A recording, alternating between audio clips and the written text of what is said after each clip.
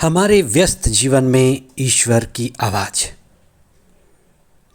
हम में से कई लोग जीवन में सुख चाहते हैं, सुख की खोज करते हैं और सुख पाने के कई मार्ग हैं। सांसारिक वस्तुओं से हमें सुख मिलता है। शारीरिक इंद्रियों से हमें सुख मिलता है। बुद्धि के विकास से हमें सुख मिलता है। लेकिन आनंद पाने का एक ही मार्ग है। इसीलिए उसी मार्ग को हमें बताते हुए प्रभु ईसा ने कहा, सच्ची दाखलता मैं ही हूँ। मेरा पिता बागवान है और मैं दाखलता हूँ और तुम डालियाँ हो। हम इस पर चिंतन करें। 6 मई 2026 पास्का के बाद का 5वां सप्ताह बुधवार। पहला पाठ प्रेरित चरित अध्याय 15 पद संख्याएं 1 से 6 तक और संत यूहन्ना का सुसमाचार अध्याय 15 पद संख्याएं 1 से 8 तक। प्रभु ईसा के पास अलग अलग तरह के लोग आते थे। कभी चरवाहे आते और ईसा उन्हें भेड़ों के बारे, भेड़शाला के बारे, भटकी हुई भेड़ों के बारे बताते और उन्हीं की भाषा, उन्हीं की समझ के अनुसार ईश्वर के राज्य के रहस्यों को उन्हें बताते थे। कभी उनके पास मछुए आते तो वे समुद्र में डाले हुए जाल, उसमें फंसने वाली मछलियों के बारे में ईश्वर के राज्य की बात समझाते थे। आज के सुसमाचार को पढ़ने से पता चलता है कि ईसा के पास किसान आए थे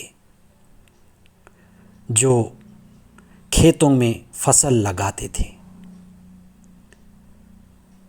दाखलता की फसल, दाखबारी और बागवान जो किसान ही अच्छी तरह से समझ सकते थे। जीवन में रिश्ता सबसे महत्वपूर्ण है। हम संसार में रहते हैं, संसार की चीज़ों से हम रिश्ता रखते हैं, पर ये हमसे छीन जाता है। ये रिश्ता नकली है। हम शारीरिक रिश्ता बनाते, उससे बचाते और कुछ दिन के बाद शारीरिक रिश्ता भी टूट जाता है। हम दुखी हो जाते हैं। सोच समझ यादों में हम जीते हैं। बुद्धि से हमारा रिश्ता होता है, वो भी कुछ समय के बाद टूट जाता है। हमारा असली रिश्ता आत्मा का है। इसी को संबोधित करते हुए ईसा कहते हैं कि सच्ची दाखलता मैं हूं। आत्मिक रिश्ता। ईश्वर बागवान है, मालिक है, महाराजा है और प्रभु कहते हैं कि मैं दाखलता हूं और तुम डालियां हो। ये सारे रिश्ते से जुड़े हुए होते हैं।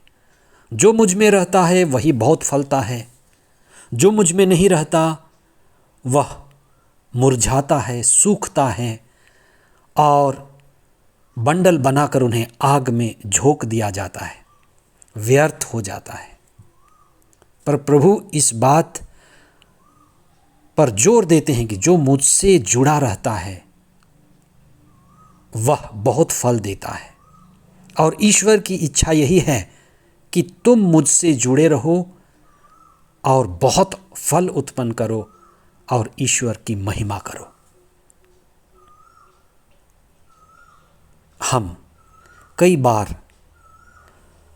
प्रार्थना नहीं करते, ध्यान नहीं करते, ईश्वर से नहीं जुड़ते।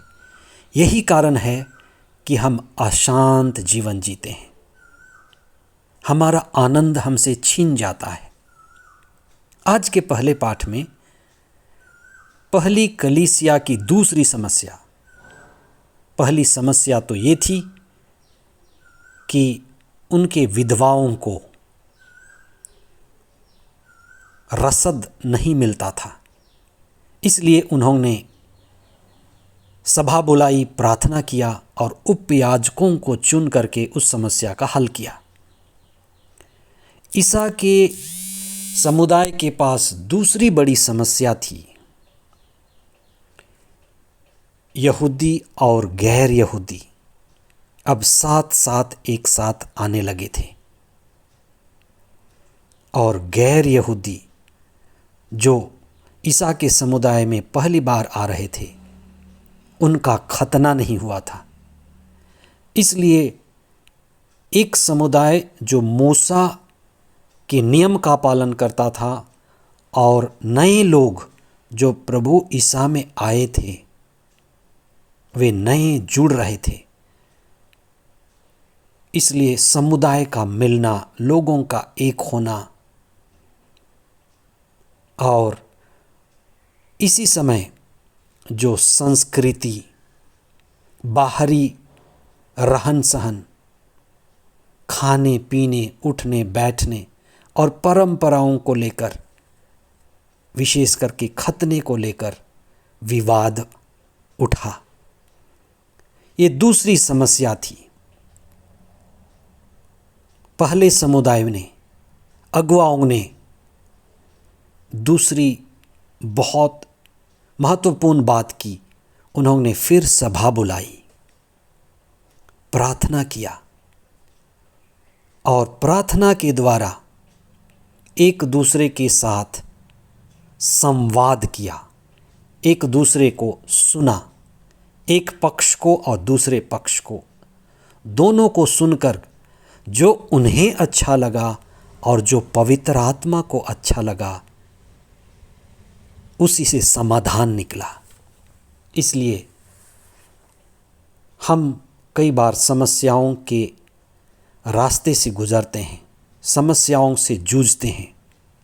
जब भी हम प्रगति करेंगे, संगति में होंगे, विस्तार करेंगे, समस्याएं आएंगी। क्या करें? प्रार्थना करें, पवित्र आत्मा के द्वारा विचार विमर्श करें, सभा बुलाएं, वार्तालाप करें, एक दूसरे को सुने, विचारों का आदान प्रदान, जिसमें पवित्र आत्मा कार्य करता है और पवित्र आत्मा के द्वारा समाधान मिलता है। हर व्यक्ति के लिए, हर घर के लिए, हर समुदाय के लिए ये जरूरी है कि हम प्रार्थना करना सीखें, सभा बुलाना सीखें, एक दूसरे को सुनना सीखें और पवित्र आत्मा द्वारा संचालित होकर शांति और आनंद का मार्ग अपनाएं। आमीन।